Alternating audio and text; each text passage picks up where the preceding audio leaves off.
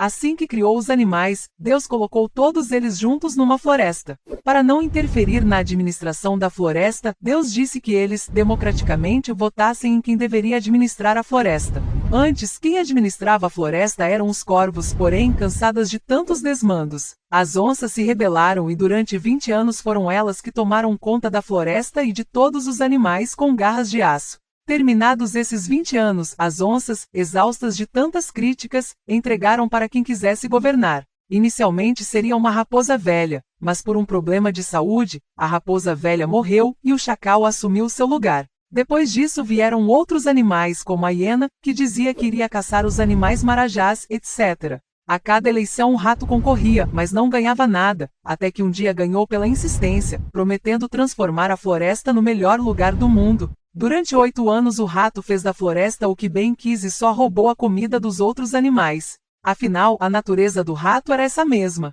Não podendo mais ser o chefe, colocou a anta em seu lugar, mas a anta só fazia besteiras. No segundo mandato a anta foi tirada antes do tempo e o morcego assumiu por 2 anos. Acusado de todos os roubos e comprovado que havia roubado, o rato foi preso. Mas a vida do rato não era tão ruim.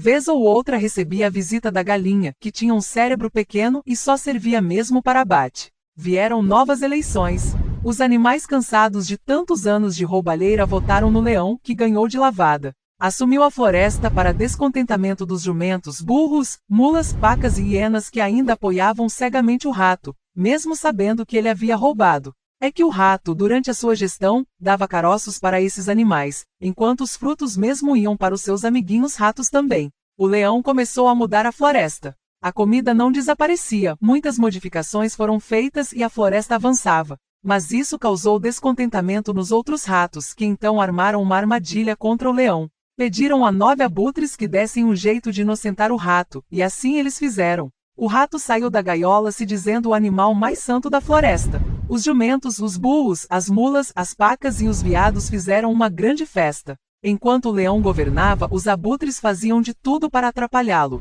Interferiam em cada decisão, mas para isso usavam um veado que a toda hora entrava com algum pedido absurdo. O leão não queria ferir as leis da floresta, mas algumas decisões foram tomadas para impedir o avanço dos ratos, e o leão consultou as onças, os patos e os pássaros sobre a possibilidade de intervir. Mas infelizmente as onças já não eram mais as mesmas de antes. Haviam se transformado em gatinhos medrosos. Os patos até tentarem, mas sozinhos não poderiam fazer nada. Já os pássaros. Que lástima! Não havia entre eles um líder que tivesse a coragem de uma águia, e não passavam de pombos daqueles que cagam tudo, não cantam e só enchem o saco. O líder das aves era uma avestruz que enterrou a cabeça num buraco no chão. Deixaram o leão sozinho.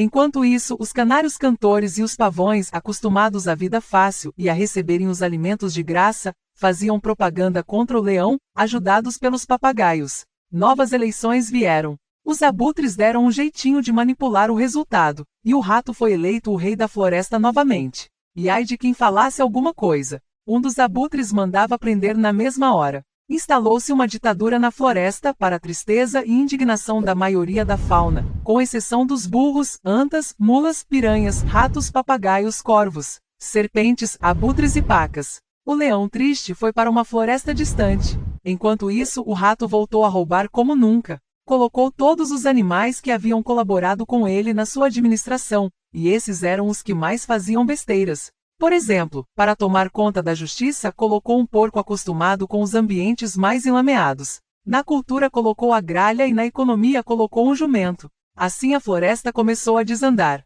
Os animais aos poucos foram padecendo de tristeza, enquanto a floresta era devastada pelo que havia de pior na fauna. Mas Deus, olhando com tristeza tudo isso, falou: "Um dia, leão, você haverá de voltar, e mais forte. Você vai rugir mais forte, a floresta vai reagir e cada um dos animais, que ajudou a destruir a minha criação, vai pagar caro por isso. Inclusive os que te traíram ou se acovardaram. Que a minha justiça seja feita e não a dos abutres." E todos os animais se animaram, porque Deus é Deus.